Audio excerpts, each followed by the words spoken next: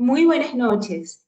Les damos una cordial bienvenida al canal internacional de difusión de la Gran Fraternidad Universal, Fundación del Dr. Serge Reino de la Ferrier, cuya sede central se encuentra en Caracas, Venezuela, desde 1948. En esta ocasión, hemos querido programar un tema relacionado con ciencia y espiritualidad, considerando una de las vías de autorrealización. Es por ello que nuestro tema de hoy se titula Vemos la realidad tal y como es, visión desde la neurociencia, a cargo de Gustavo Ruiz Pereira, ingeniero forestal con especialidad en áreas naturales protegidas, maestrías en conservación en ecología social, maestría y doctorado en filosofía en la Universidad de Yale. El doctor Gustavo Ruiz es de nacionalidad peruana y es miembro de la Gran Fraternidad Universal desde 1968. En esta ocasión exploramos uno de los grandes enigmas de la experiencia humana. ¿Existe una realidad independiente de cómo nosotros la percibimos? Es decir, una realidad objetiva. Haremos un recorrido por los mecanismos de la percepción y los procesos psíquicos que moldean nuestra visión del mundo y escucharemos un sorprendente análisis con base en los últimos avances de la neurociencia acerca de si la evolución nos conduce a ver la realidad. Acerca de esto nos dice el doctor Reino de la Ferrier, la percepción de la realidad es un tema central y complejo que abarca desde las limitaciones de los sentidos físicos hasta la comprensión esotérica de la verdad universal. La realidad, tal y como la perciben la mayoría de las personas, es a menudo una ilusión o una semiverdad. Y el verdadero entendimiento requiere ir más allá de las apariencias y el pensamiento materialista. El camino iniciático ofrece un enfoque para trascender la percepción ordinaria y alcanzar una comprensión más profunda de la realidad.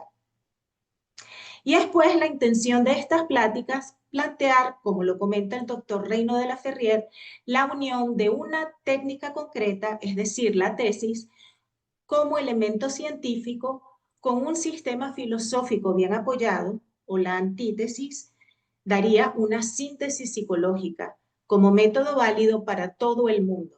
Sin embargo, si bien un sistema psicofisiológico nuevo puede llevar a la gente a una reacción evolutiva hacia un nuevo ideal, no es menos cierto que estos grados de la teoría de la síntesis conducen a un punto de la aplicación personal, es decir, la matesis, donde el profano tendrá que documentarse en las cuestiones iniciáticas.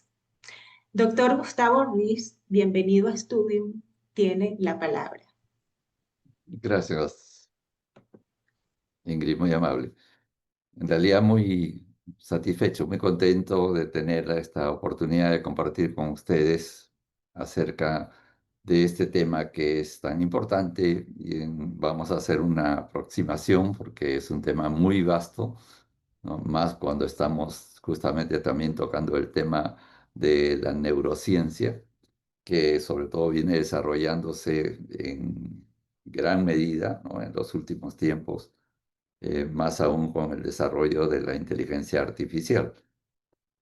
Vemos la realidad tal como es, una visión desde la neurociencia, ¿no? Usualmente llamamos realidad a lo que percibimos por los sentidos, lo físico, lo material, pero esta es una concepción muy limitada. Aquí, en esta presentación, haré referencia a la verdadera realidad, ¿no? Aquella que es tal como es, como se señala justamente en el título. Y hago esta reflexión en relación o preciso el aspecto del ser, ¿no? O sea, la realidad tal como es. Y esto lo vamos a explicar un poco más adelante.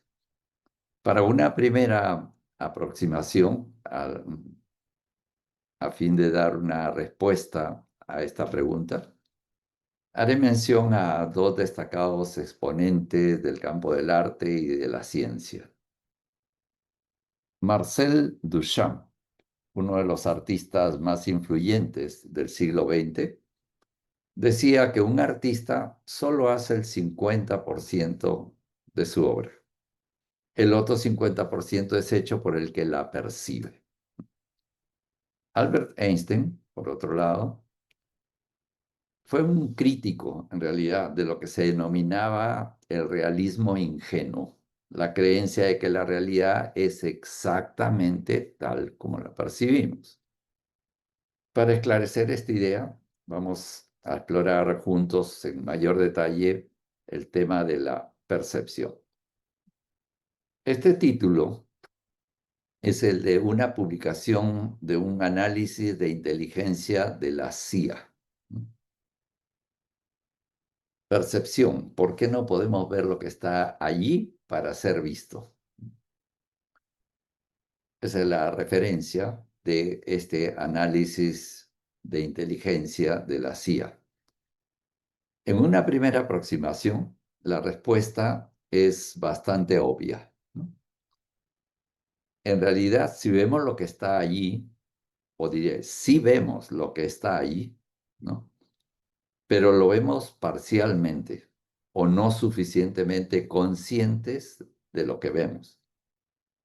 En este documento se advierte que hay que tomar en cuenta que las personas somos agentes perceptivos domesticados. Ese es el término que se usa, ¿no? Es decir, somos entrenados para ver e interpretar la realidad bajo ciertas condiciones o patrones, y para esto influyen indudablemente los medios de prensa, las publicaciones científicas, que diría, o académicas, ¿no? Que son predominantes, pero que tienen sesgos muchas veces, Internet, las redes sociales, ¿no? Y lógicamente los influenciadores o los influencers, como se le llama, entre otros factores que, como digo, condicionan nuestra percepción de la realidad, ¿no? Eso es bueno tenerlo en cuenta. En relación a qué tan conscientes somos de lo que vemos, tengamos en cuenta lo que afirma Evan Walker. Él es un destacado físico, y en su publicación La física de la conciencia, mentes cuánticas y el significado de la vida, aborda justamente, ¿no?, estos aspectos, y solamente quiero hacer mención a una cita. Él dice: las últimas investigaciones han demostrado que el cerebro procesa alrededor de 400.000 millones de bits de información por segundo. Sin embargo, somos conscientes de solo unos 200.000 de esos bits, ¿no? En realidad, esta cita es extraída del libro de Joe Dispenza, Desarrolle su cerebro, la ciencia para cambiar la mente, para quienes quieran consultar o ampliar este aspecto. Y ahora presento una imagen. Es conocido el clásico ejemplo del iceberg para representar los dominios de la conciencia y de la inconsciencia de la mente. En el proceso de percepción, lo que se percibe por los sentidos y la experiencia es información que entra en la mente, ¿no? Pero esta va a pasar por ciertos filtros. En primer lugar, tenemos las creencias, los paradigmas, patrones mentales. Las creencias son todo aquello que no necesariamente es verdadero, pero lo asumimos así. Y claro, podríamos pensar en los mitos, las leyendas urbanas o rurales, pero no solo eso. Puede haber creencias teológicas, filosóficas o científicas que no están bien fundadas. sino que por ahí escuché que alguien investigó y encontró ese resultado y yo simplemente lo acepto, ¿no? Lo tomo así. Y eso sirve de base, ¿no? Para mis decisiones, incluso más adelante. Entonces, esas creencias pueden ser, como digo, desde los aspectos míticos de la antigüedad, como también pueden hacer referencia a aspectos modernos, pero que estamos asumiendo sin el filtro crítico, ¿no? De revisión, de verificación, que como ustedes saben es una carencia bastante fundamental en estos tiempos, ¿no? Básicamente recibimos tal cantidad de información que ya no estamos casi en condiciones de procesarla debidamente y eso nos lleva justamente a generar este tipo de creencias que muchas veces son infundadas. Por otro lado están los paradigmas. Los paradigmas son ideas o modelos que se tiene de la realidad y que condicionan la visión de la realidad, ¿no? Y hay paradigmas que son globales, más universales, en el sentido de los que estableció, por ejemplo, o que se establecieron con Kepler, con Galileo, con Newton, ¿no? Quienes en su época, ¿no? El objeto más desarrollado en la tecnología era un reloj. Y el reloj era visto como una máquina que tenía una serie de componentes, engranajes, en fin, mecanismos que hacían que eso operara. Y así se concebía al universo, incluso al ser humano, ¿no? O sea, es la visión mecanicista o el mecanicismo. Por otro lado, otro paradigma, por ejemplo, es el positivismo, ¿no? La creencia de que el único conocimiento verdadero es el conocimiento científico, ¿no? Y que lo único que nos hace o nos comprueba la realidad es la verificación empírica o la investigación que nos permite cuantificar. Todo lo que escape a eso es considerado irrelevante o incluso no falso. Eso da lugar al cientificismo, ¿no? El cientificismo es aquel que dice, no lo puedo medir, no lo puedo cuantificar, no existe, ¿no? A diferencia de lo que es propio de la ciencia, de decir, ok, esto no está descubierto, esto todavía no lo podemos conocer, no tenemos instrumentos adecuados, ¿no? Pero no digo no existe, ¿no? Es igual que para Descartes o Kant, ¿no? Que Kant, por ejemplo, indicaba, o sea, él como científico, ¿no? Claro, en un filósofo, pero se basaba en un racionamiento muy estricto, ¿no? Sus obras justamente así lo testimonian, pero él no decía lo que no se puede medir no existe, ¿no? Eso es cientificismo, ¿no? Y por otro lado, los patrones mentales, ¿no? Que son modelos de representación de la realidad y que pueden ser parciales, incorrectos, res- restrictivos o sesgados incluso. Supongamos, el modelo económico de un país, ¿no? Si hablamos hace 30 años o 40 años, los modelos económicos de los países no consideraban ni la variable social ni la variable ambiental, muchos de ellos, ¿no? Entonces, es una representación de la realidad incompleta, parcial, ¿no? Pero se la toma como si estuviera realmente representando a la realidad, ¿no? Entonces ahí hay un tema, como digo, de falla en la percepción, ¿no? De limitaciones en la percepción. También tenemos lo que son los sentimientos, ¿no? Personales, que son un filtro, porque todo lo que recibimos, como vamos a ver más adelante, pasa por el filtro primero de las emociones y después de los pensamientos. El pensamiento no asegura que sea una reflexión correcta, o sea, que haya una lógica, ¿no? En el sentido de que sea correcto el pensar. O sea, si mi pensar es limitado, si mi pensar es de categoría inferior, no estoy realmente, ¿no?, descubriendo o conociendo algo como es en realidad, sino tengo solamente una percepción parcial. Y por eso es que hay prejuicios, ideas preconcebidas, ¿no?, que son, como digo, filtros de toda esa información que estamos recibiendo en nuestra mente.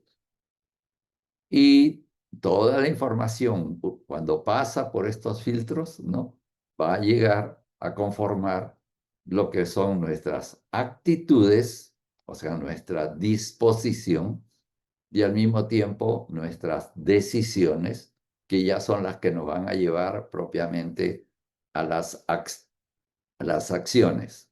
He puesto ese recuadro, ¿no?, con línea punteada, porque tanto las actitudes, las decisiones y las acciones tienen una combinación de inconsciencia y de conciencia, ¿no? No es que todo sea consciente o sea inconsciente, no. Todas ellas están de alguna manera influidas por aspectos inconscientes y también por aspectos conscientes. El tema de la percepción está íntimamente ligado al de la interpretación de la realidad, que es en realidad la que determina cuál es nuestra visión del mundo.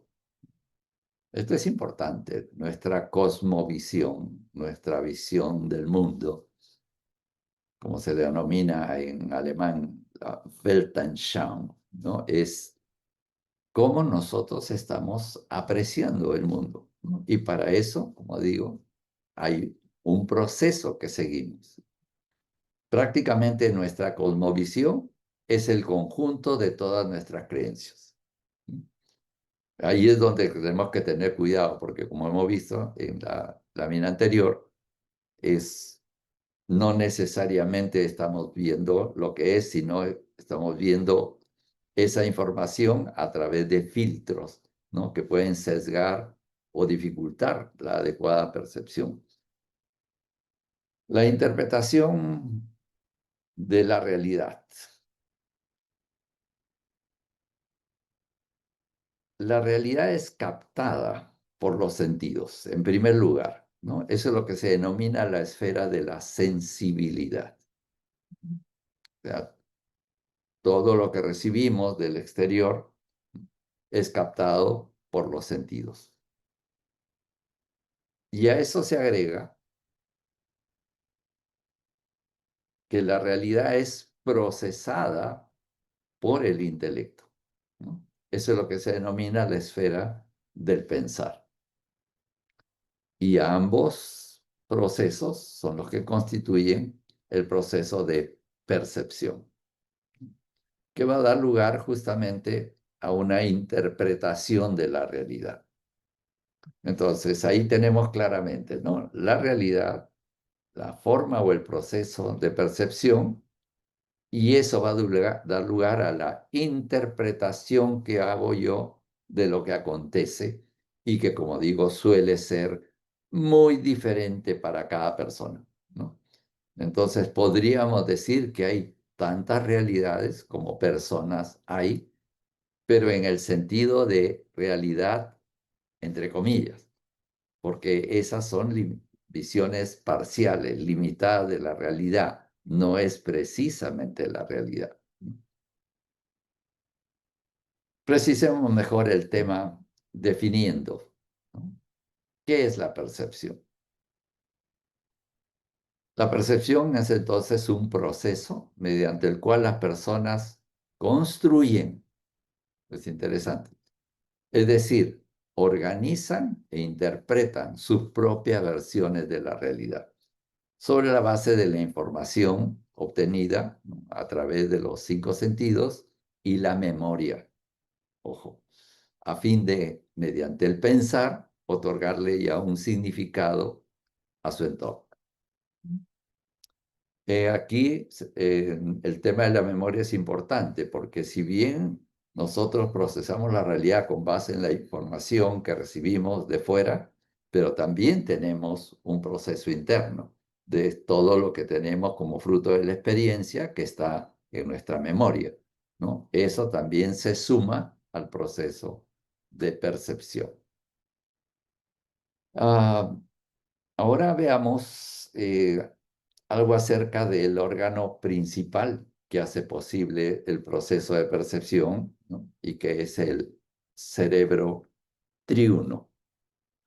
Término que se le da porque en realidad no es que sean tres cerebros, aunque algunos lo llaman así, pero en realidad es un solo órgano, ¿no? Que tiene, podríamos decir así, funciones, ¿no? De acuerdo a las estructuras cerebrales que se han desarrollado a lo largo de millones de años, ¿no? Entonces, la parte inferior del cerebro es lo que se conoce como el cerebro reptiliano o también el cerebro instintivo, porque es prácticamente lo más básico, lo más fundamental. El componente que está en el segundo nivel, ¿no? O nivel superior, es lo que constituye el sistema límbico, o la parte emocional, ¿no? Ahí hay varias estructuras que integradas conforman este sistema límbico, siendo una de las tal vez más destacadas, la que estoy mostrando aquí, la amígdala, ¿no? Que es un órgano que prácticamente es el que tiene a su cargo la toma de decisiones en tanto no sean conscientes. Porque para que algo sea consciente, la información tiene que pasar a la neocorteza o por la neocorteza, que es la parte pensante y que es la que va a generar justamente la conciencia, ¿no? Entonces, tenemos ahí tanto el cerebro reptiliano como el sistema límbico que tienen que ver más con la inconsciencia, ¿no? Mientras que la neocorteza tiene que ver más con la conciencia. Y como vamos a ver en otro gráfico más adelante, ¿no? La información que recibimos, ¿no? Es procesada a través de estos elementos, ¿no? Vamos ahora a ilustrar un poco más el proceso del que estamos hablando, de la percepción. Tenemos un candelabro allí, ¿no? Y la persona que lo observa. Esta persona va a formar una imagen mental, pero no solamente la imagen mental, sino que va a darle una interpretación a esa imagen, ¿no? Para una mejor comprensión de este proceso, necesitamos hacer ahora ciertas distinciones acerca de cómo se constituye este proceso. En primer lugar, los estímulos impresionan la retina, ¿no? Y aquí un factor importante es la luz, porque ¿qué es lo que recibe el ojo? Cuando la luz incide en el candelabro, va a hacer que ciertos elementos, fotones, electrones, ciertos vayan e impacten en la retina y van a dar lugar a que se forme el objeto invertido, ¿no? Eso mayormente todos lo conocen. Después de eso, el ojo transforma los estímulos en impulsos eléctricos. Aquí ya hay un primer cambio, una primera variación, porque ya solo son impulsos eléctricos, ¿no? Los que están circulando por el nervio óptico.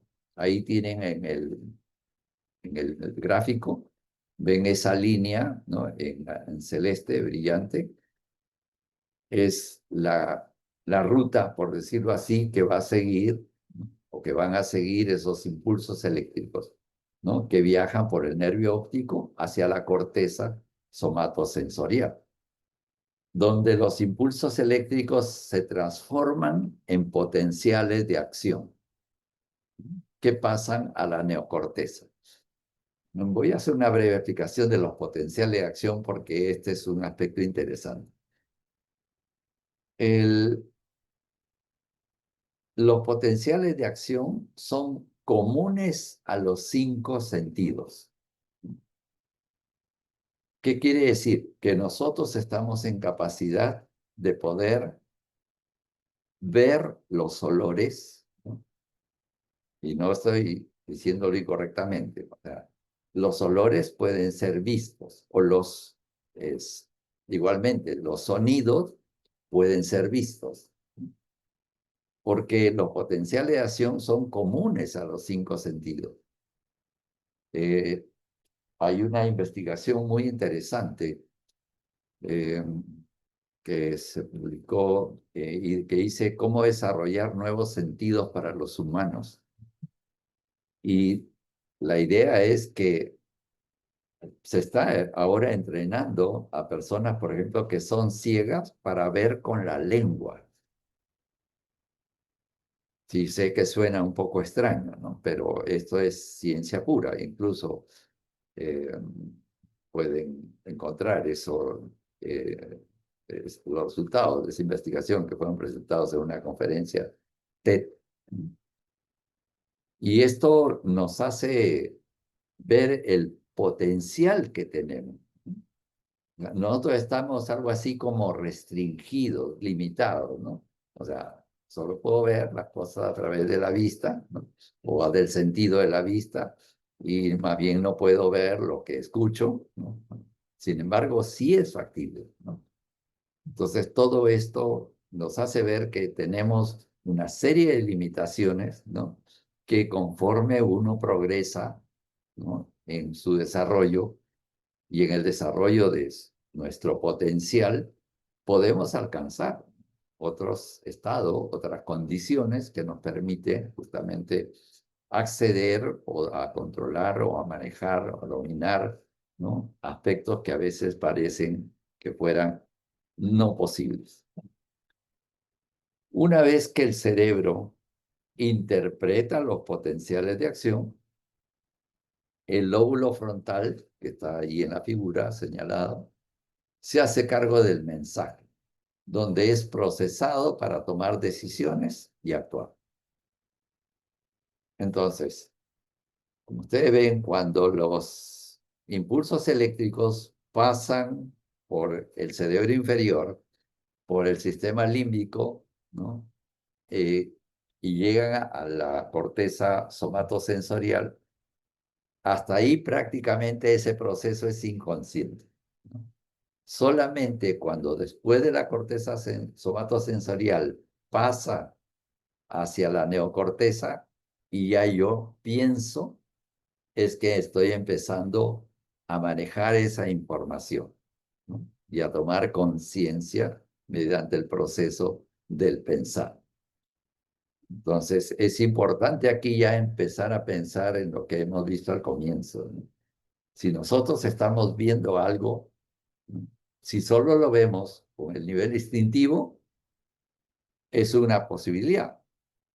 Yo les comento una experiencia personal vivida en una ocasión en que casi muero.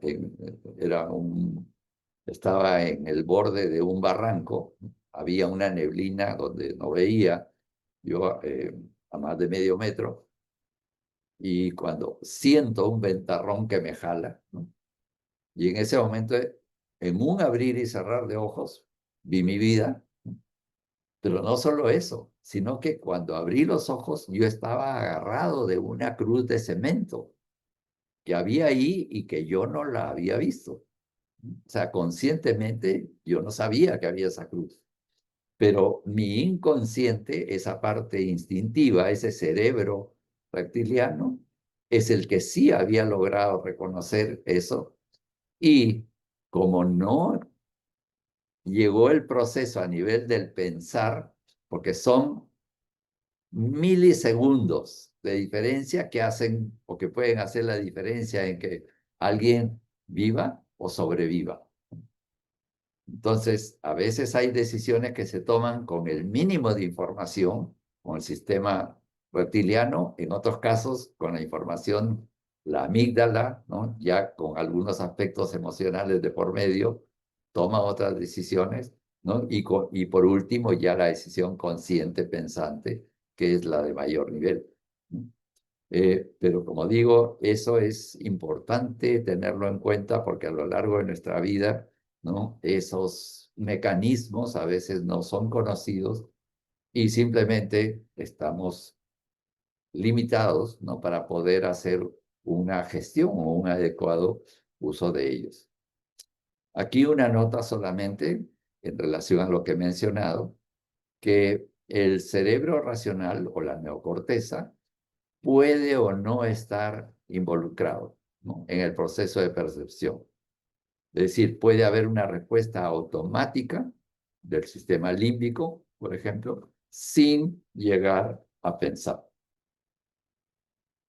Ahora sí entramos a ver un gráfico que intenta ser esclarecedor de un aspecto que es bastante importante, porque acerca de esto hay una gran confusión.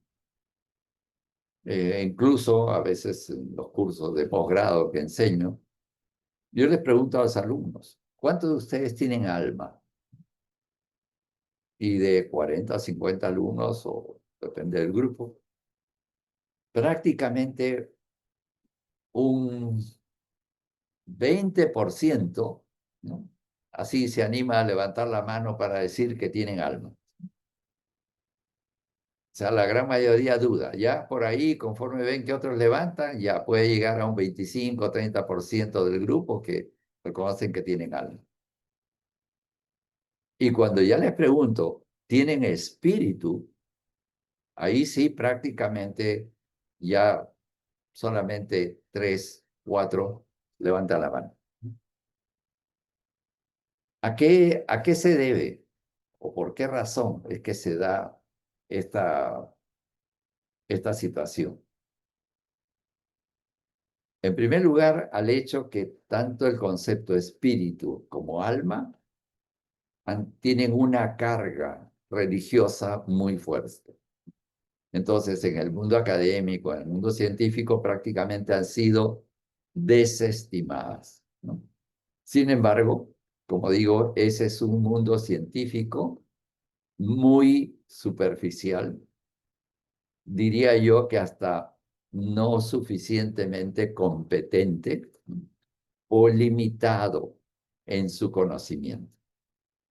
Porque si nosotros estudiamos desde la Grecia clásica, los grandes filósofos como Platón, Aristóteles, Sócrates, todos ellos hablan del espíritu.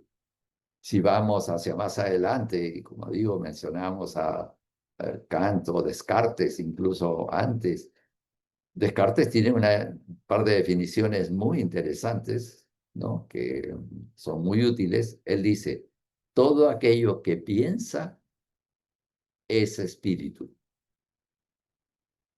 sea, no se está limitando solamente al pensamiento humano, sino también a un pensamiento que trasciende lo humano. Y dice, soy un ser, o soy un espíritu, soy un ser que piensa. Eso es lo que implica Homo sapiens, ¿no? Es el hombre que sabe, el hombre sabio, en el sentido de que tiene la capacidad de pensar, de hacer uso de la razón, ¿no? Entonces, realmente el hacer algo espiritual, ser un ser espiritual, implica ser un ser pensante, ¿no? Y eso es muy relevante para el tema que estamos tocando ahora. Entonces, aquí voy a aclarar un poco, tratando de ser didáctico, ¿no? La constitución de la entidad humana. Casi todas las grandes tradiciones del mundo consideran que tenemos un cuerpo físico, un alma y un espíritu, ¿no? Hasta ahí, como digo, incluso la propia religión católica, San Pablo dice, somos somaticon, psiquicon y neumaticon, ¿no? Adicionalmente, tenemos un cuerpo etérico. El cuerpo físico es el que tenemos en común con los minerales, el cuerpo etérico el que tenemos en común con los vegetales, ¿no? El cuerpo etérico es el que es como el arquitecto del cuerpo físico, es el que le dice al cuerpo físico cómo tiene que ser y actuar o funcionar, ¿no? Todo el tiempo que vivimos estamos con el cuerpo físico y el cuerpo etérico unidos, incluso cuando dormimos o incluso cuando se está en coma, ¿no? Y por eso es que como el cuerpo etérico es el que tenemos en común con los vegetales, cuando una persona está en coma se dice que está vegetal. Adicionalmente tenemos el cuerpo astral, que es el que tenemos en común con los animales y que es el que ya hace posible la conciencia. No la conciencia individual, como en el caso del ser humano, sino la conciencia colectiva, ¿no? Los animales tienen una conciencia colectiva como especie. Y tenemos también un cuerpo mental que en realidad tiene dos niveles, por decirlo así, el cuerpo mental inferior y el mental superior, ¿no? Eh, Quisiera hacer la salvedad de que aquí estoy separando de alguna manera diversos elementos, pero eso es con fines didácticos. Nada está separado, ¿no? Todo está integrado, todo es uno. Por eso es que el concepto que usaban desde la antigüedad, como digo, desde la Grecia clásica, es psique, ¿no? O psique, como le llamamos en español. Y la psique en esos tiempos hacía alusión tanto al alma como al espíritu y a la mente. O sea, los tres elementos eran uno solo. Como digo, ya en la parte o la etapa más religiosa, ¿no? Al alma se le dio una connotación, entonces la ciencia opta por la mente, ¿no? Y desestima el alma. Pero sin embargo, Carl Jung, que es el exponente más brillante que tenemos de haber manejado este dominio, él sí establece una diferencia, ¿no? Entre alma y mente, ¿no? Y solamente como fines de poder esclarecer un poco, ¿no? Este aspecto, diría que la, el alma es pasiva, la mente es más activa, ¿no? Como digo, todo esto con la relatividad de vida. La mente es la que desarrolla el ego. Nuestro ego, desde que nacemos y desde que vivimos las primeras experiencias, está formándose una visión del mundo y está desarrollando incluso cómo queremos que se nos trate, cómo queremos que se nos hable, cómo que se nos quiera, ¿no? Esa es la mente. La mente es la que quiere, quiero esto, quiero que sea así, quiero, ¿no? Que las cosas sean de tal manera. Ese querer tiene que ver con nuestras necesidades físicas, ¿no? Nuestras necesidades emocionales y también con nuestros sesgos incluso mentales. Porque como digo, si yo tengo el prejuicio sobre cierta persona o sobre cierta cultura, ¿no? Ya voy a decir no me gusta, no me agrada. Eso es el ego y eso es la mente, ¿no? Y la mente es, por decirlo en términos coloquiales, la loquita de la casa, ¿no? Pero esa loquita a la que le hemos dado el poder, ¿no? Y es esa loquita, ¿no? Inconsciente en gran medida, la que nos condiciona y determina, ¿no? Muchas veces en nuestras decisiones. Y es más, hasta nos sabotea para poder seguir su propio juego, ¿no? Lo que en el plano, el ego está justamente en el umbral entre la conciencia y el inconsciente. Y por lo tanto, el ego filtra la información que nos llega que no le conviene. ¿no? Y la deja a nivel del inconsciente personal, como decía Carl Jung, ¿no? Entonces, aquí tenemos, como digo, haciendo esta salvedad, el alma sensible. El alma de Platón, Platón ya hacía referencia a algo así como tres partes del alma. No concuerdo mucho con el término de parte del alma, porque el alma es una, pero es algo así como funciones del alma, ¿no? O digamos cierto, el alma es que se ocupa de cierto dominio, en este caso de lo físico, lo etérico y lo astral, tiene que ver con el alma que él llamaba concupiscible, pero pongo el término que utiliza el doctor Renaud de la Ferrier, alma sensible. Rudolf Steiner le llama alma sensitiva, el alma intelectual, ¿no?, que Steiner llama el alma racional y también Platón, y finalmente el alma espiritual, ¿no?, que es la que se ocupa del espíritu. Y el alma espiritual es prácticamente una sola con el espíritu, ¿no? Eh, en otro momento voy a hacer referencia a esta alma espiritual. Prácticamente el alma espiritual es la que sabe quiénes somos y lo que debemos ser y hacer. Pero como digo, está acallada, está sometida, está silenciada por la mente, ¿no? Y predominan los aspectos del alma inferiores, ¿no?, que son las pasiones, todos los aspectos que se derivan, como digo, de nuestras emociones, de lo que vivimos, de los dolores que hemos tenido, de las aflicciones físicas. Todo eso está en la parte del alma sensible y del alma intelectual, que es la parte inferior. Pero la parte superior del alma, la que es propiamente, ¿no?, esa alma espiritual, esa es la que deberíamos nosotros darle mayor atención, darle mayores posibilidades, porque ella es la que nos puede guiar. Es lo que llamamos el maestro interno, la conciencia, ¿no?, o la voz interior, como se le quiera llamar, o la voz del corazón. Esa es lo que corresponde al alma espiritual. Ahora, ¿qué es lo que impide entonces que veamos la realidad? Antes tal vez valga la pena hacer algunos comentarios que ilustren este aspecto. Descartes, en su obra El discurso del método, decía que es el alma la que ve y no el cuerpo. Las razones con las que él justifica su respuesta no eran de orden metafísico, sino es una constatación empírica. O sea, él investigó, ¿no?, empíricamente este tema. Eh, Se puede observar, decía, que cuando el alma, estoy citándolo a él, cuando el alma está extasiada o distraída por una fuerte contemplación, todo el cuerpo permanece insensible, incluso cuando está siendo tocado por algunos objetos.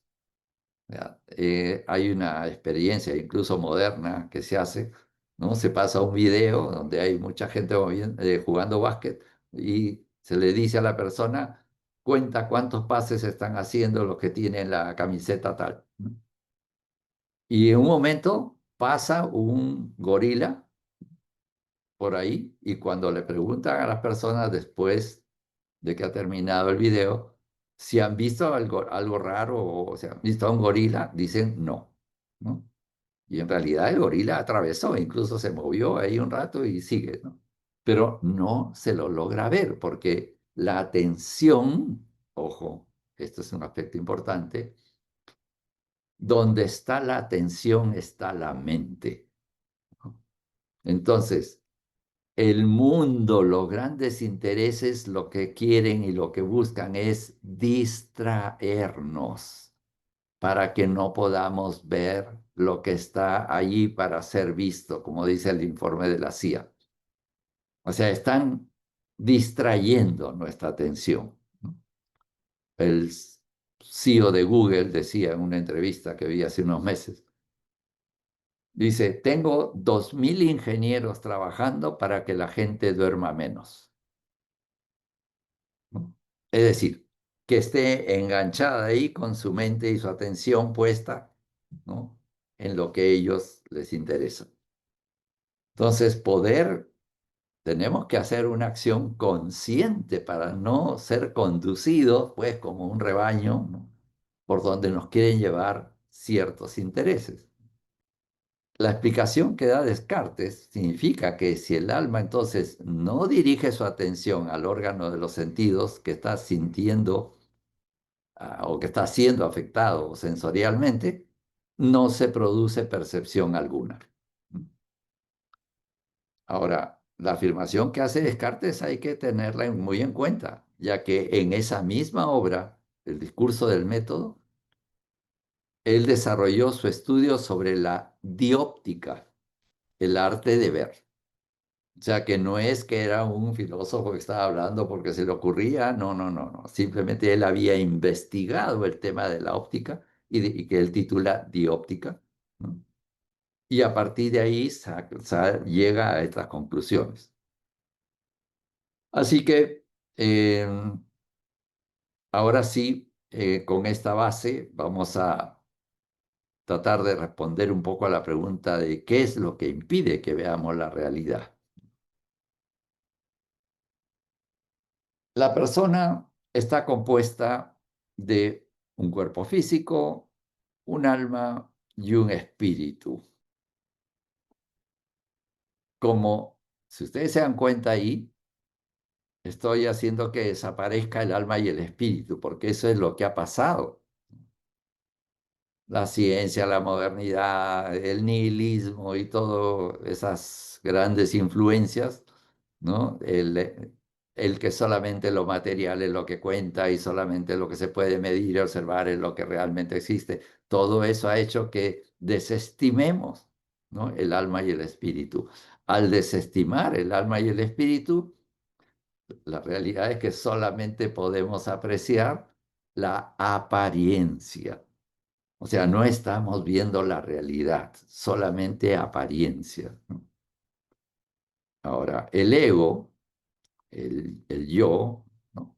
El yo con minúscula, es un constructo mental que filtra la realidad, como lo he explicado antes, y desarrolla la personalidad, ¿no?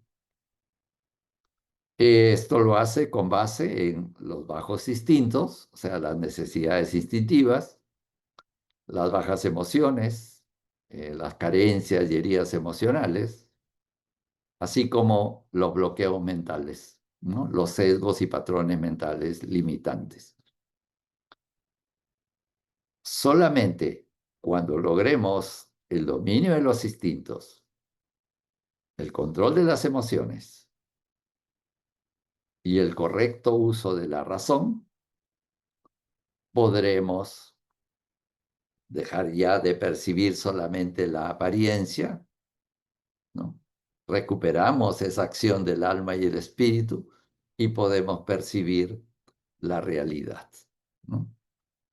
Entonces, espero haber ilustrado un poquito, ¿no? Mejor los diferentes elementos que estamos tomando en consideración respecto a la percepción. Ahora, para comprender mejor lo que corresponde al nivel más elevado de la percepción de la realidad, voy a usar el gráfico siguiente. Aquí ya estamos hablando de la realidad que corresponde al mundo ideal, ¿no? El mundo ideal o el plano de las ideas es un concepto platónico, ¿no? Eh, y que está asociado con el dominio del ser. Por eso les decía, vemos la realidad tal como es, ¿no? ¿Qué significa como es? Eso es lo que vamos a explicar ahora. El ser es el que le da existencia a las cosas. O sea, es el que les permite ser. No voy a entrar a conceptos muy filosóficos, solamente una explicación bastante básica, pero espero que sea ilustrativa. Nosotros usualmente decimos, es un copo de nieve, ¿no? Es un bonsai, es una mariposa, es una persona, ¿no? es una galaxia. Si se dan cuenta, en todas se estaba diciendo es. Ese es constituye la forma, no la forma física, sino la forma ideal, la forma platónica o idea, así le llamaba Platón, ¿no? Que es la esencia de las cosas, ¿no? O sea, la forma constituye el ser de las cosas, ¿no?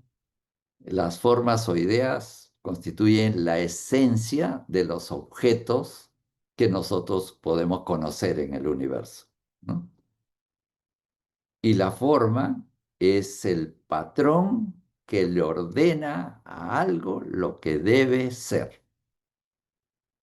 Eso es interesante, ¿no? O sea, existe algo en nosotros, nuestro ser, ¿no? Que es el que nos condiciona, ¿no? Y determina lo que debemos ser, ¿no? No que si tengo que ser contador o si tengo que ser carpintero o si tengo que ser, ¿no?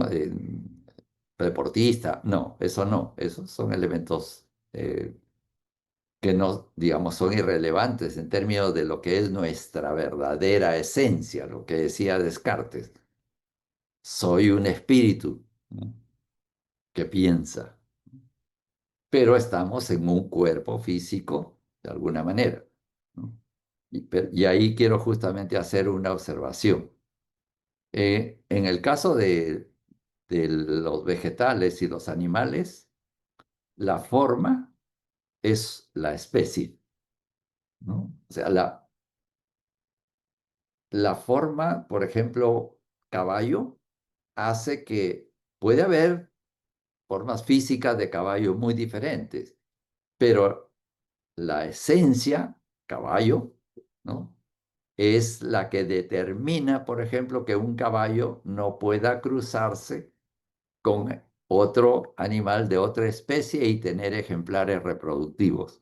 O sea, la naturaleza le impide que pueda crear algo diferente a lo que constituye su propia esencia, ¿no? Entonces, el, esto es bueno tenerlo en cuenta porque así como en los animales y los vegetales la especie es la que determina, ¿no? Supongamos en un concurso canino, ¿no? El juez tiene varios Cocker Spaniel, por decirlo así, o labradores o pastores alemanes. Ok, pero él tiene en su mente el ideal de lo que es un pastor alemán y compara a cada ejemplar que está juzgando respecto a ese ideal de lo que es un pastor alemán. Entonces, ¿qué quiere decir? Que tenemos un potencial y conforme desarrollamos ese potencial, nos aproximamos a ser lo que debemos ser. Y esto que está en la parte inferior es lo que se, no, disculpe, es lo que se denomina el, los entes, ¿no? Que lo vamos a ver después. Pero quiero hacer antes una observación.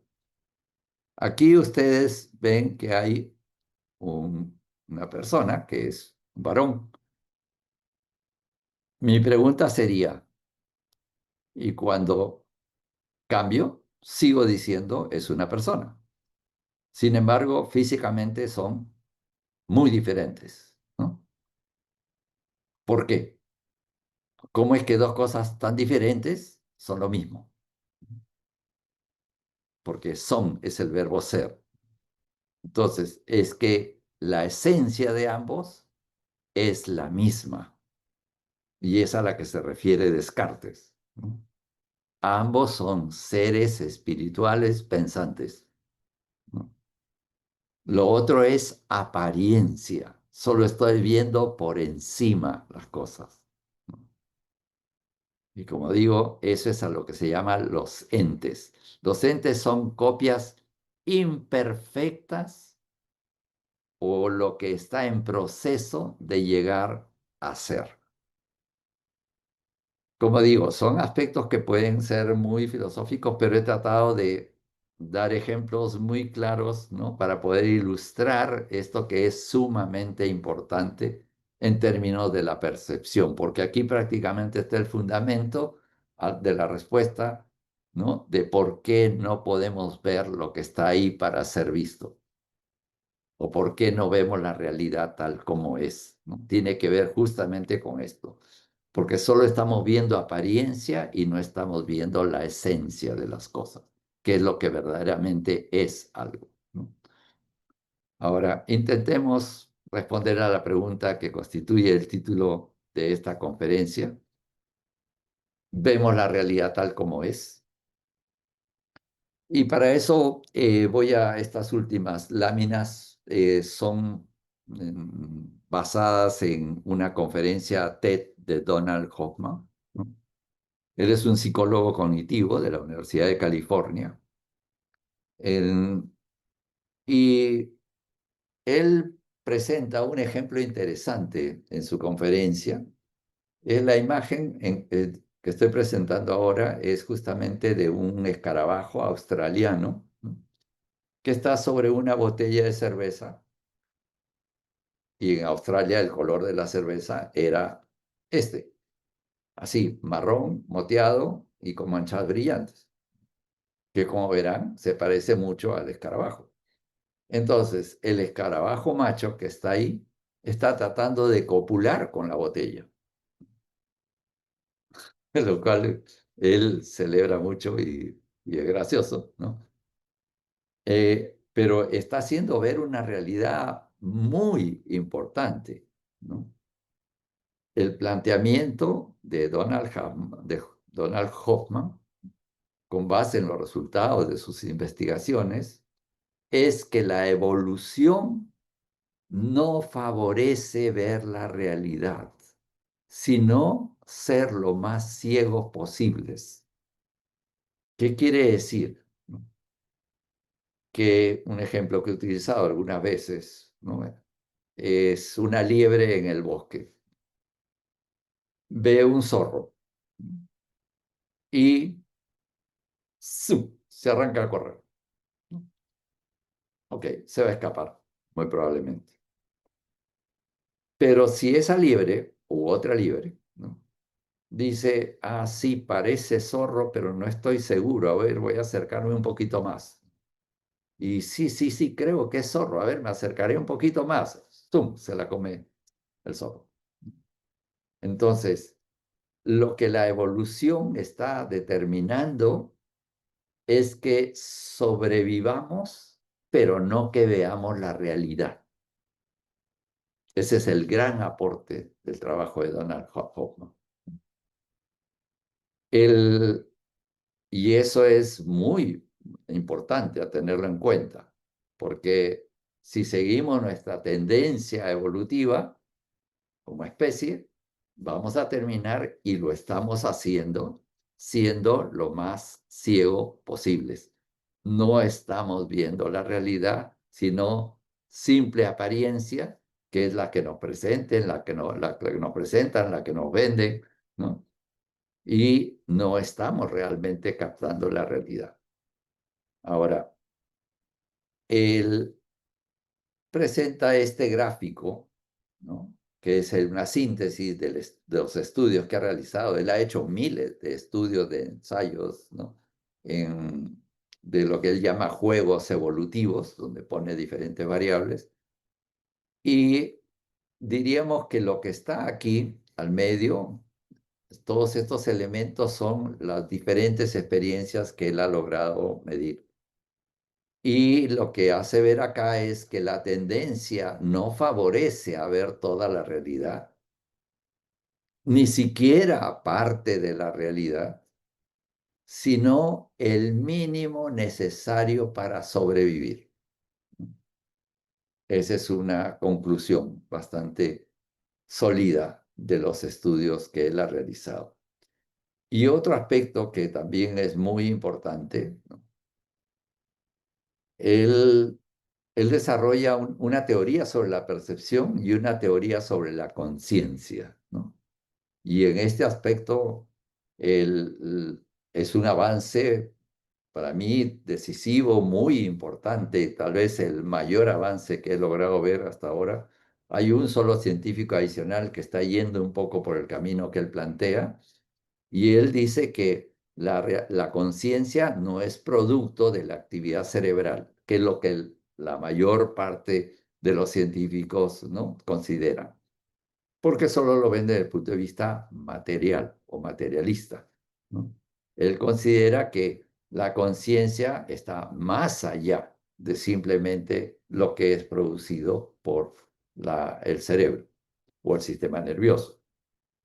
Él, y él pone el ejemplo de la pantalla de Windows. Dice que la realidad es como una pantalla de Windows, ¿no? La realidad que nosotros apreciamos es como una pantalla de Windows. Dice, en la pantalla de Windows, por ejemplo, hay un cuadradito que puede ser amarillo o azul, ¿no?, de diferentes colores, que representa, dice, por ejemplo, el archivo de la conferencia que él ha dado, ¿no? Y dice, pero si yo me acerco a ese cuadradito, aunque tenga mecanismos de resolución cada vez mayores, o sea, no voy a encontrar la conferencia ahí, ¿no? Y eso, dice, entonces es lo que se llama una interfaz. Una interfaz, ¿no? Eh, es como un entorno, un sistema amigable, ¿no?, para ocultar el complejísimo sistema de diodos, resistencia, chips, de campos magnéticos que están atrás y que si nosotros tuviéramos que lidiar con eso, sencillamente no podríamos operar, ¿no?, una computadora. Entonces, se ha creado esta interfaz para que nosotros podamos operar, ¿no?, con todo lo que está atrás y que es lo que ya tiene los algoritmos y todos los sistemas operativos y la red, ¿no?, eh, de, eh, em, de interacción de todos estos elementos, ¿no?, que forman parte de la cibernética, porque nosotros sencillamente no podemos lidiar con eso, ¿no? Entonces hemos creado algo así como una simplificación y un entorno amigable que nos permita operar. ¿Okay? Él dice que lo mismo hemos hecho como en la evolución, ¿no?, y que todo lo que vemos, ¿no?, carros, personas, árboles, bosques, playa, ríos, cielo, nubes, todo es una interfaz, no es la realidad, ¿no? Eso es bastante necesario, ¿no?, tomarlo en cuenta viniendo de un neurocientífico. Y con esto, para concluir, presento los siguientes aspectos. Son los aspectos más importantes de la conferencia que, a mi modo de ver, vale la pena presentárselos. Yo los invito realmente a que vean este video TED, ¿no?, para que puedan ampliar más. Lo que pasa es que sí, pues no es un video tampoco tan sencillo en algunos aspectos, porque menciona aspectos técnicos, y por eso he querido resumir los aspectos más importantes. En primer lugar, dice él, hemos malinterpretado la naturaleza de nuestras percepciones, ¿no? La evolución no favorece ver la realidad. Funcionamos con base en trucos y atajos que nos hacen sobrevivir, ¿no? Toda la realidad es una interfaz favorecida por la evolución. Ver no implica que algo esté allí, ¿no? O sea, según la física cuántica, ¿no?, no es que una manzana está allí y yo estoy viendo esa manzana. No.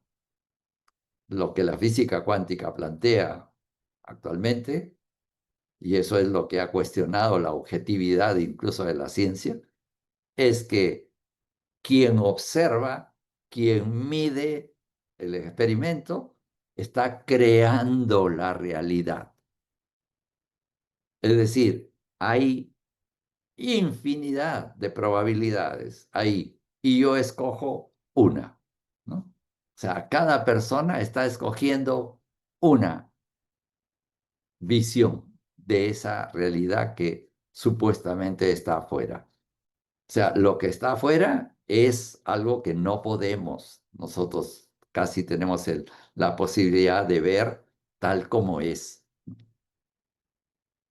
porque es incluso en algunos aspectos prácticamente inmaterial. Es como cuando hablamos del cuerpo etérico o del cuerpo astral, ¿no?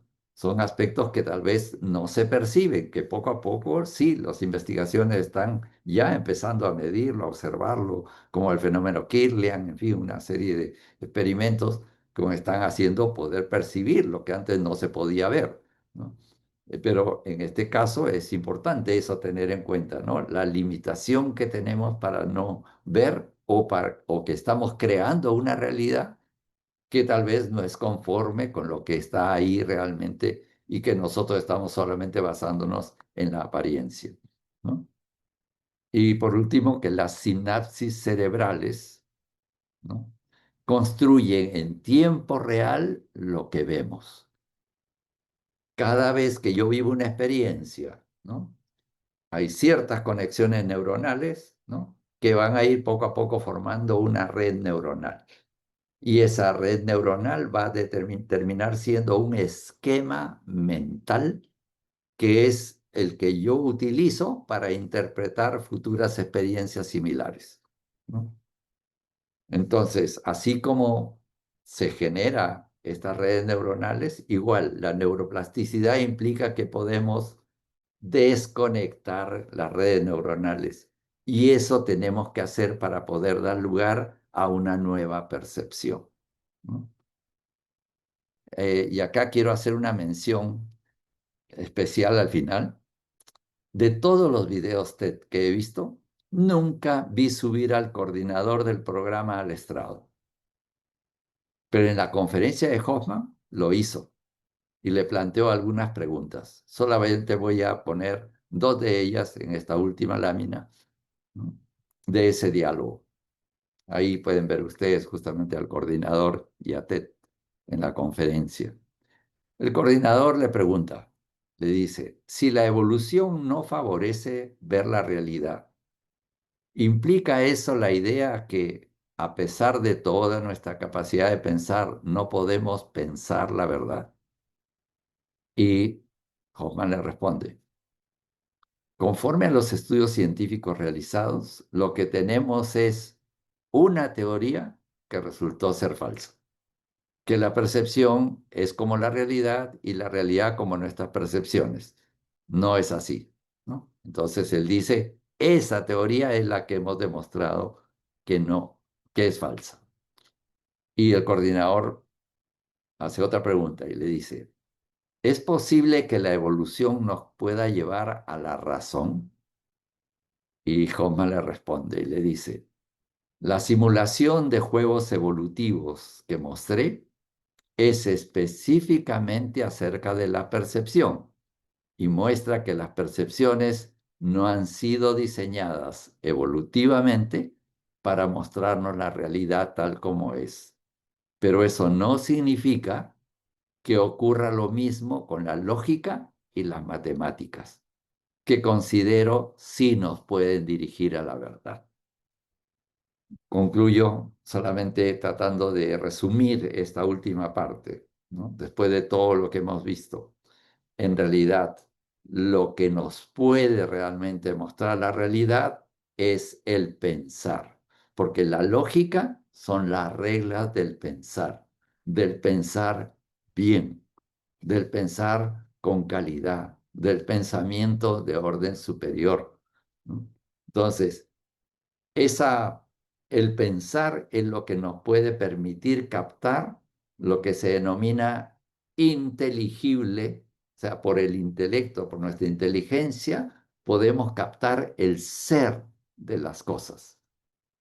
Y solo cuando captamos el ser de las cosas estamos captando la realidad. Muchas gracias. Muchísimas gracias. al doctor Gustavo Ruiz por esta charla que nos invita a la reflexión y que nos deja pensando en las cosas que dábamos por sentadas. Y bueno, vamos a pasar directamente a las preguntas. La primera pregunta dice, ¿qué relación existe entre estas ideas y teorías filosóficas como la caverna de Platón o el velo de la percepción? Ujú. Sí, prácticamente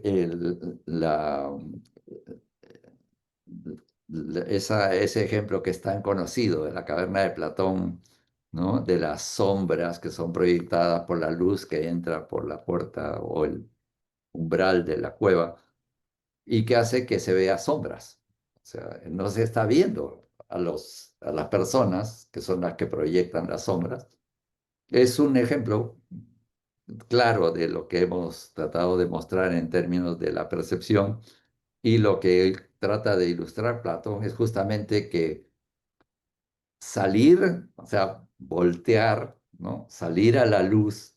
La luz es eso, el conocimiento real.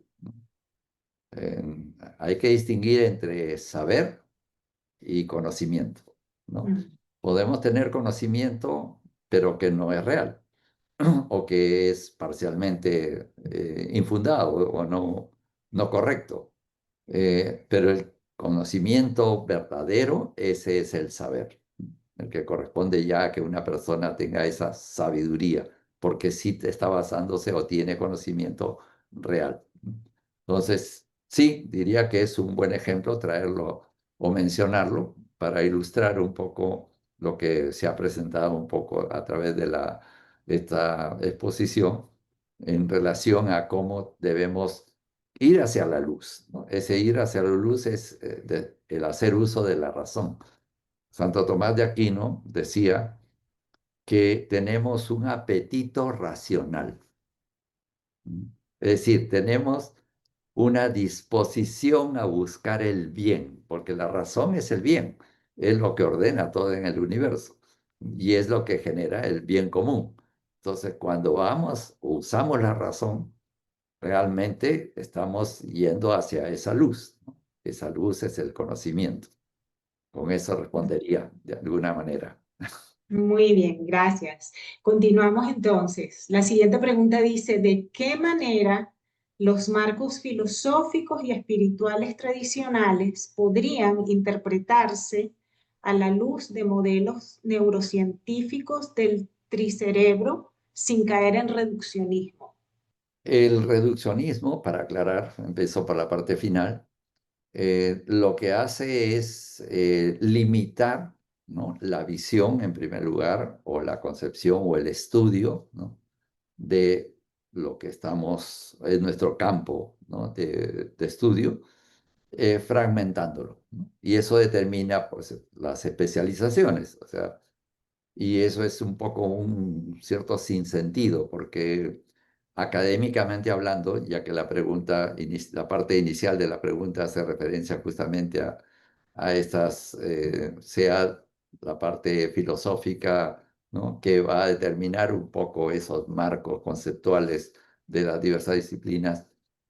El- lo espiritual, como digo, prácticamente en el mundo académico, salvo grandes seres como Hegel, ¿no? Descartes, Kant, ellos sí han tomado en cuenta lo espiritual, ¿no? En el sentido, como digo, del que es el espíritu es el que piensa, ¿no? Entonces, las concepciones espirituales prácticamente han sido desestimadas en el mundo académico, ¿no? Salvo lo que hubo, por ejemplo, en la Edad Media, ¿no? Tomás de Aquino, Alberto el Grande, ¿no? San Agustín, ¿no? O sea, son doctores de la iglesia, ¿no? Que justamente, sí, desarrollaron una filosofía muy estricta. En algunos casos, por ejemplo, Newton, ¿no? Mismo, él, Descartes, lo primero que hace es demostrar la existencia de Dios, ¿no? antes de desarrollar el método y plantear su método, lo primero que hace es demostrar la existencia de Dios racionalmente, lógicamente. O sea, no es que lo mide ni está ahí, no, no. La lógica es la que es tan estricta, tan severa, tan que realmente te lleva a concluir que si esto es, y si esto es, y si esto es, y si esto es, esto tiene que ser así. Entonces, como digo, aquí combina la pregunta aspectos científicos, aspectos filosóficos y aspectos teológicos, ¿no? O espirituales.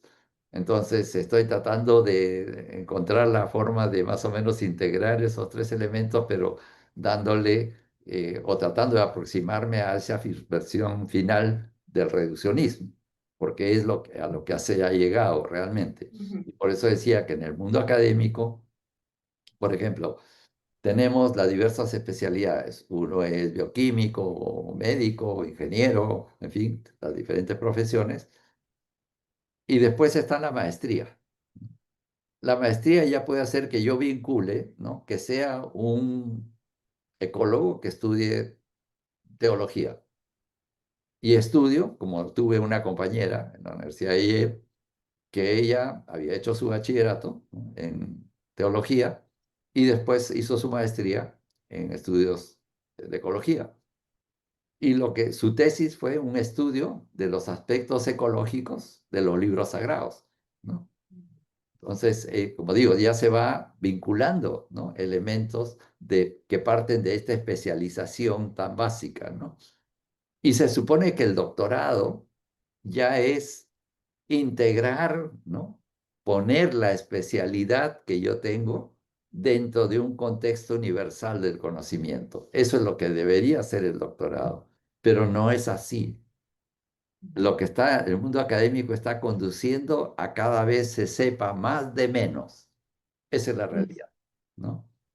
Y por último, el PhD o el PhD, el doctorado en filosofía, que ya casi no tiene filosofía, ¿no? O sea, ha perdido mucho, ¿no? Salvo que, como por ejemplo en mi caso, que yo le puse mucho interés a ese aspecto y afortunadamente encontré los consejeros que pudieron apoyarme en ese camino, pero tengo un compañero, ingeniero forestal en Canadá, que su tesis de doctorado en filosofía es sobre el resorte del asiento de una máquina para sacar madera por cables. Ese reduccionismo, ¿no? A ultranza, ¿no? Entonces, sí, más o menos he tratado de ilustrar un poco desde el marco conceptual, filosófico, ¿no? Y cómo hemos llegado tal vez a este reduccionismo y qué es lo que tal vez deberíamos evitar abriéndonos justamente a aspectos como los que hemos señalado, ¿no? Que la neurociencia, menos mal, está empezando a rescatar, ¿no? Respecto a la mente, al alma o al espíritu mismo. Muy bien, gracias. La Ujú. siguiente pregunta dice, ¿qué papel juegan las alteraciones neurofisiológicas, entre paréntesis, sueño, meditación, estados alterados del ser, en la modulación de la percepción de la realidad y la experiencia de lo trascendente? El conocimiento y el positivismo, por ejemplo, es que es la única forma de conocimiento que nos aproxima a la realidad, es lo que puedo cuantificar, lo que puedo medir. O sea, es materialismo extremo, ¿no? Ese es el positivismo, ¿no? Y que ha hecho un gran daño realmente, ¿no?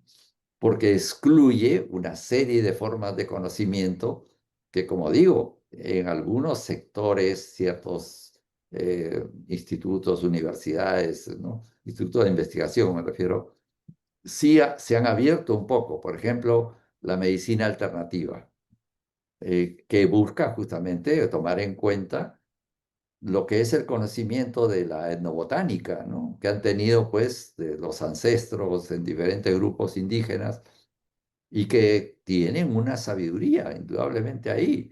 Claro, probablemente haya que refinar, haya que precisar, haya que se puede incluso hacer más sistemática la investigación para determinar los principios activos, en fin, eso es lo que algo de eso ha hecho la ciencia, pero no ver pues con un poco de manera despreciativa, ¿no? Eso que no es lo que llaman propiamente hard science, ¿no? O la ciencia Ujú, dura. Ese es realmente un sesgo fuerte en la vida científica. Otra parte, por ejemplo, es leí hace muy poco, que están utilizando para tratar la ansiedad los elementos psicodélicos, ¿no? Como el LSD, por ejemplo. Ya la marihuana está siendo usada, ¿no? Para ciertos trastornos o dolores, ¿no? Para aquietar un poco a los pacientes, en fin. Entonces, claro, Timothy Leary, pues en la época de los 60, ¿no? Fue un precursor de esos campos porque él investigaba ese dominio. Claro, era la época hippie, entonces fue visto como no muy bien, o por no ujú. decir mal, por ciertos sectores, ¿no? Académicos de investigación, pero así como es ese dominio, igual es el dominio de los sueños, ¿no? Justamente en una próxima conferencia tiene que ver con la imaginación, que es justamente a lo que hace referencia la pregunta, ¿no? O sea, esa parte de los sueños, esa parte que Carl Jung expone tan bien y documenta y fundamenta tan bien, que nos permite conocernos, nos permite descubrir la realidad, porque es el inconsciente el que está hablando, ¿no? Y hay muy poco, ¿no? Muy poco desarrollado para cómo realmente, pues, interpretar los sueños, incorporar esos elementos inconscientes, ¿no? Como parte de lo que somos en realidad, de lo que llamaba Jung el sí mismo, ¿no?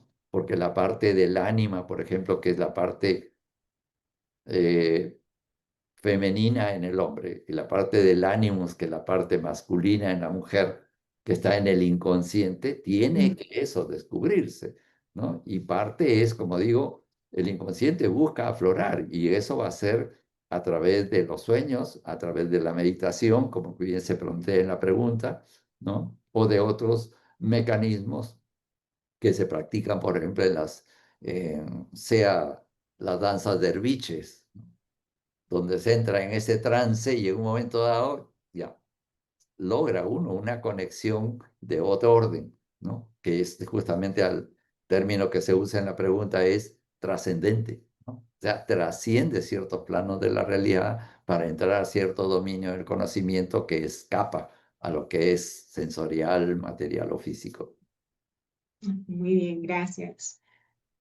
La siguiente pregunta dice, ¿qué metodologías interdisciplinarias serían más adecuadas para investigar las experiencias metafísicas sin sesgar demasiado ni invalidar las vivencias? Ah, ya. Esa última parte de la pregunta, sin invalidar las vivencias, no me queda muy claro, pero espero que con la explicación de la primera parte pueda tal vez estar respondiendo a lo que intenta preguntar. Yo creo que tiene que ver con que las vivencias, como según lo explicó usted en la charla, no son reales, no son Ujú. totalmente reales, sino Ok, ya, percepciones. listo.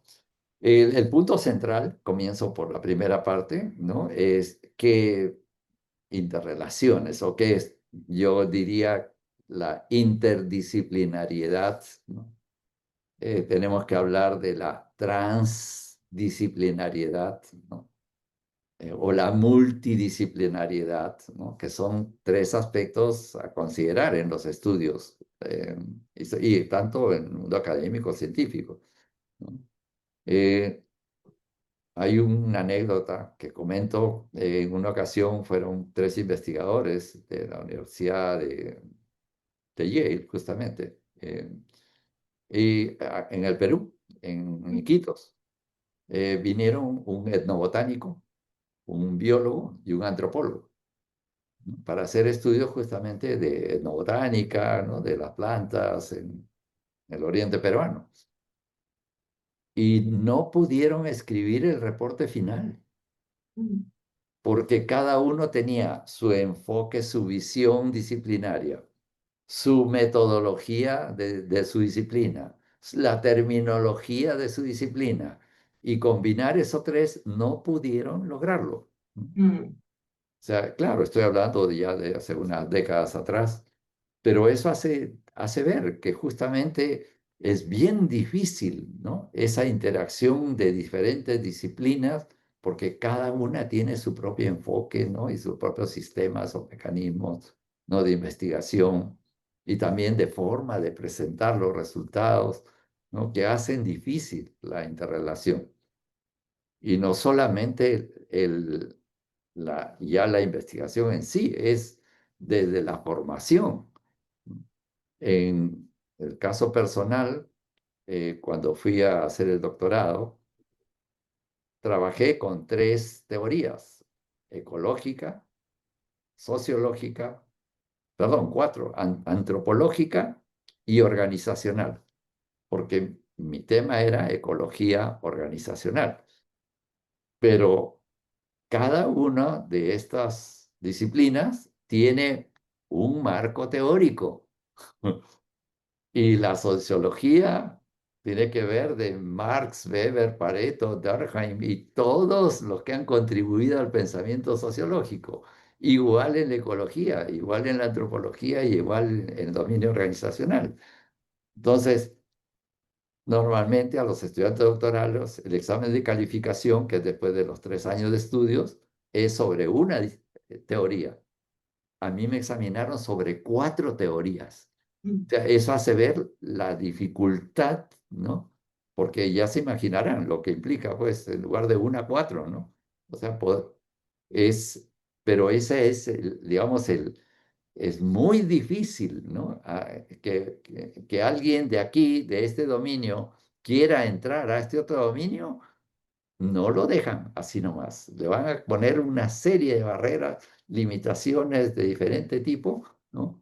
Para poder lograr eso. Entonces, diría yo que es una muestra de una voluntad muy fuerte y motivación muy grande para aquellos que quieren hacer estudios interdisciplinarios, pero que ya se están viendo. Afortunadamente sí, yo creo que llámese la condición de la era o cósmica o como se le quiera llamar, que predispone un poco a esta interdisciplinariedad, ¿no?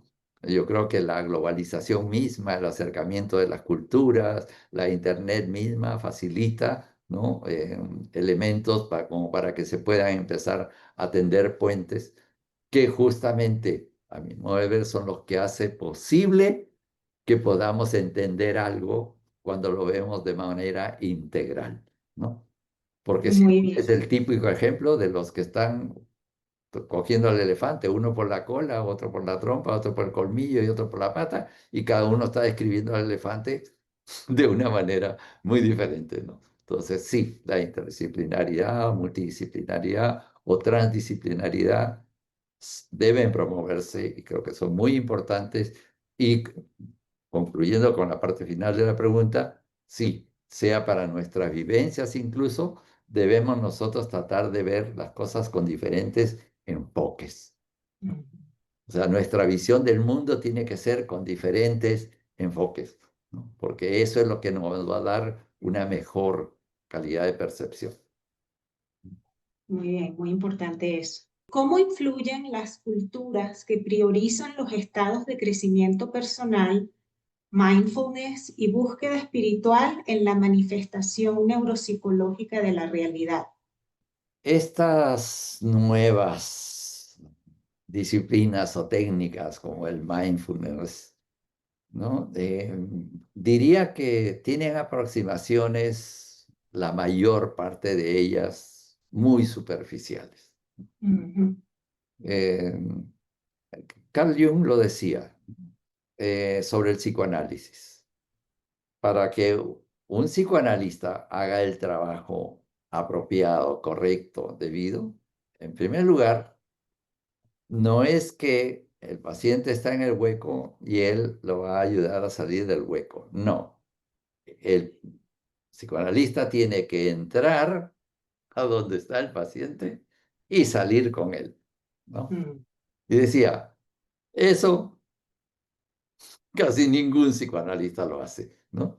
O sea, el psicoanalista es, ya, te miro, te observo, te digo, tienes esto, te doy una pastilla, o este medicamento, o este tratamiento, esta cosa, pero no me estoy involucrando contigo, ¿no? claro, Esta es una asistencia de alma a alma, ¿no?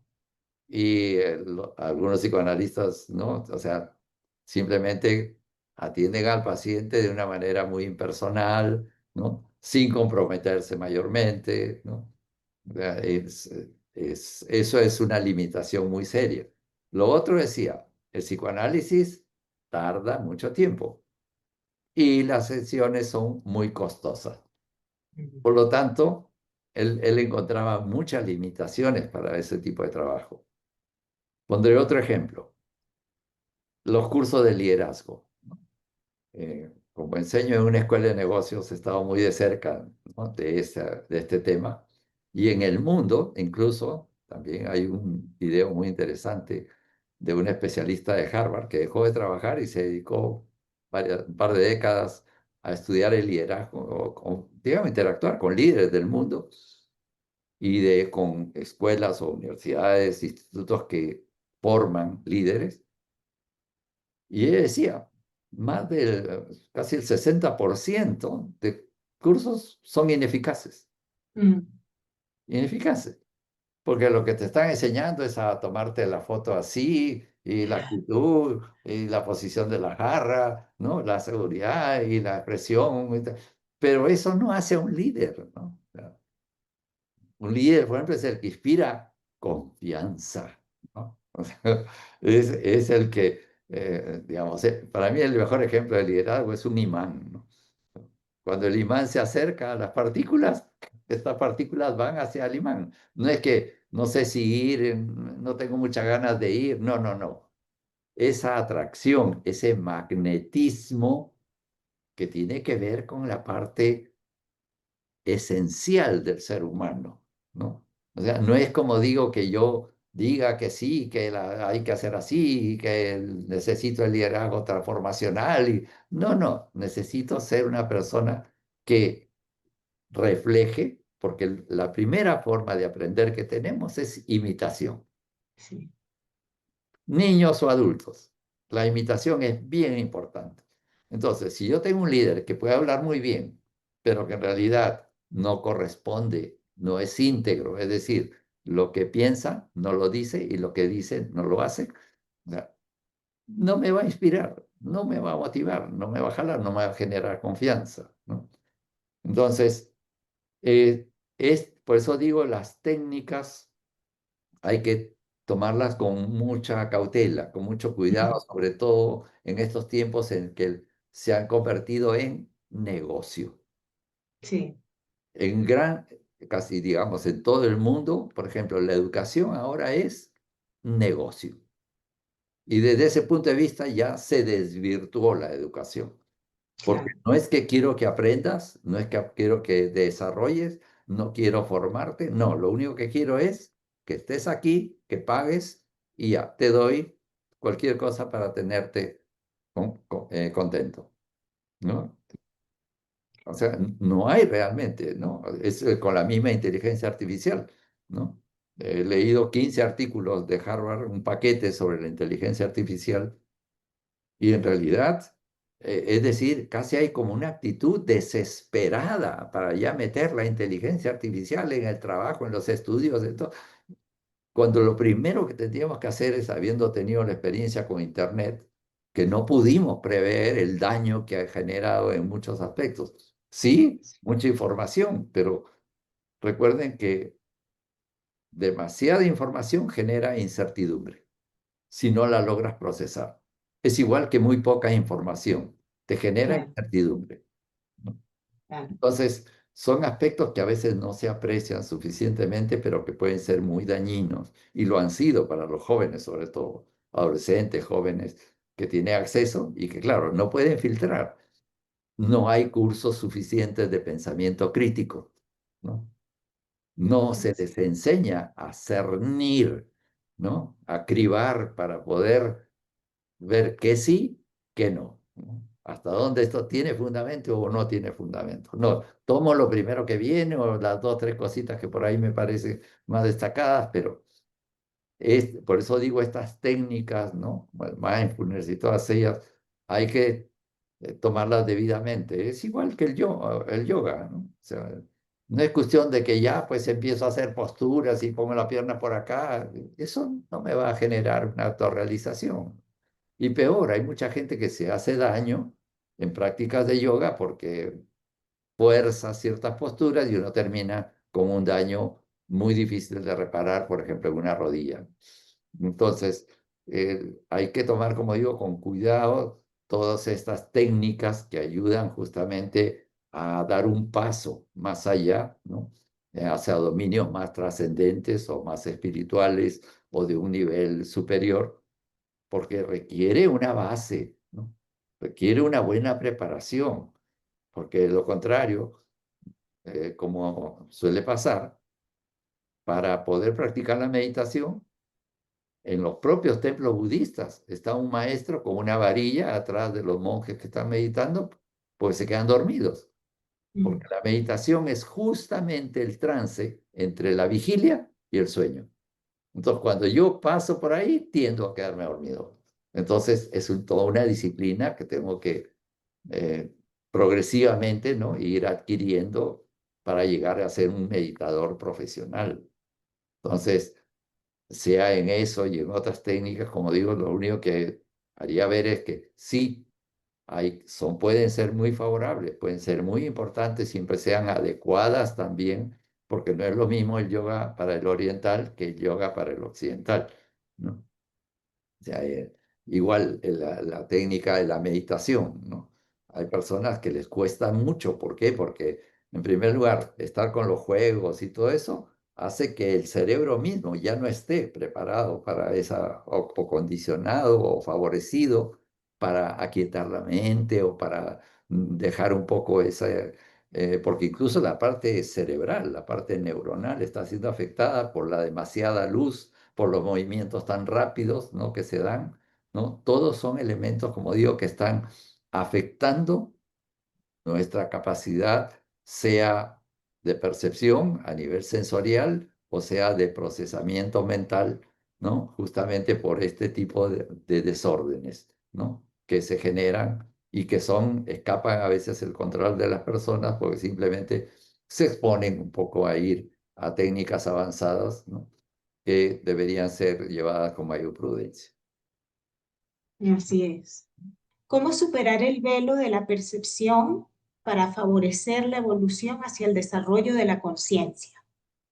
Bueno, hemos visto que hay diferentes niveles de percepción, ¿no? Incluso coronaría con la imaginación. En- a nivel físico tenemos ciertas limitaciones, ¿no? No puedo ver sino hasta cierta distancia, ¿no? O no distingo suficientemente a veces ciertos colores o ciertas... en fin, ahí en el plano físico necesitamos un entrenamiento. Por ejemplo, la técnica del tartaka, ¿no? Esa técnica tibetana, ¿no? Donde se hacen unos ejercicios cerrando los párpados o moviéndolos en cierta dirección, haciéndolo circular, y que es mucho más productiva, por ejemplo, provechosa cuando se hace mirando la puesta de sol, porque uno está vitalizando eh, la parte de nuestra percepción visual. Entonces, así como eso también, o sea, como bien se dice, una cosa es oír y otra cosa es escuchar. Una cosa es mirar y otra cosa es ver, ¿no? Entonces, ahí solamente ya, como digo, en el plano físico, ¿no? Ahí tenemos que empezar a tener una concepción diferente de lo que a veces entendemos por ver, ¿no? Porque en realidad ni siquiera estamos viendo, pues, o sea, porque nuestra atención está dispersa, nuestra atención no es concentrada, ¿no? Y por lo tanto no estamos siendo eficaces, ¿no? En el arte de ver, ¿no? Se dice que la fotografía, por ejemplo, es el arte de ver, porque el fotógrafo tiene que esforzarse en ver, ¿no? La luz, la sombra, la perspectiva, el ángulo, ¿no? Los colores, las tonalidades, en fin. Eso, asumamos que somos fotógrafos y que queremos captar algo, ¿no? O que queremos pintar algo como el artista, ¿no? Y eso va a hacer que estimulemos mejor nuestros sentidos, ¿no? Que desarrollemos un poco mejor. Así como eso, como bien lo señala Marcel Duchamp en la cita inicial que presenté, como él, por ejemplo, hizo una pintura de la Mona Lisa, ¿no? Sobre la Mona Lisa se piensa que la Mona Lisa fue pareja de Miguel Ángel, o perdón, de Leonardo da Vinci, o que fue su madre. Algunos dicen que fue, pues, él mismo, un autorretrato femenino ¿no? De Leonardo da Vinci. Entonces, el, ese ya es la parte que tiene que ver ya no con el dominio simplemente de lo que veo. O sea, cuando yo veo la Mona Lisa, ¿qué me inspira? Personalmente, para mí es misterio, enigma, ¿no? Entonces, ahí ya tiene que ver la parte incluso hasta emocional, ¿no? Si algún cuadro me evoca colores o una calle de cierto lugar donde estuve en mi infancia, o más bien un lugar donde cuando estuve enamorado, ¿no? Todo eso va a modificar mi percepción. Entonces, cambiar mi actitud emocional va a hacer que vea las cosas de una manera diferente. Uno debería tratar de vivir permanentemente como si estuviera enamorado Ujú. o enamorado de la vida, en todo caso, ¿no? Para poder permanentemente estar viéndolo, pues, con esa otra eh, vitalidad, diría, con otro, un ánimo diferente, ¿no? Que me Claro. permita justamente ver las cosas de mejor manera o más allá. En la parte mental también tengo que hacer un trabajo, como digo, erradicar prejuicios, ¿no? Erradicar las ideas preconcebidas, ¿no? Y erradicar las cosas que me inquietan, ¿no? O que me causan temor. Si alguna vez me mordió un perro, lo primero que debería hacer al día siguiente es ir a buscar un perro que sea mansito para acercarme y tocarlo, porque así ya desconecté las neuronas, que implican Ujú. peligro, perro es peligro, Claro. porque eso se va a ir agudizando cada vez más. Cada vez que veo un perro, cada vez más neuronas se conectan y la red se hace cada vez más densa, ¿no? Y por lo tanto, eso, la idea es un poco liberar nuestra mente, ¿no? Lograr la pureza. Ujú. Y la pureza es en todos los niveles, en todos los aspectos que me permitan justamente, llamémosle esa transparencia, ¿no? Para no ver las cosas con los sesgos propios de mi percepción, sino tal como son las cosas. Entonces, y Maravilloso. por último, la última parte, la parte de la imaginación, ¿no? Que es un elemento que está asociado con la intuición. La imaginación tiene diferentes también niveles que nos permite acceder, ¿no? Como parte de ese puente entre lo humano y lo divino, ¿no? Ujú. Que ya se llega a ese nivel. Entonces, es, po- digamos, en términos del pedido, ¿qué es lo que podemos hacer? ¿Cómo podemos trabajar? ¿No? Ahí tenemos un poco una cierta sugerencia de poder ir avanzando desde lo más básico, lo más material, lo físico, hasta lo más elevado, como puede ser la intuición, como un elemento de percepción real, directo, espontáneo y verdadero. Gracias. Muchísimas gracias nuevamente al doctor Gustavo Ruiz por tan maravillosa charla y tan importante, particularmente hoy en día. También queremos agradecerles a todos ustedes por su compañía y los invitamos a suscribirse a nuestro canal, a activar la campanita de notificaciones, a darle like y a compartir. Síganos en nuestras redes sociales, Instagram, Facebook y el canal de Telegram en @GFU Studio.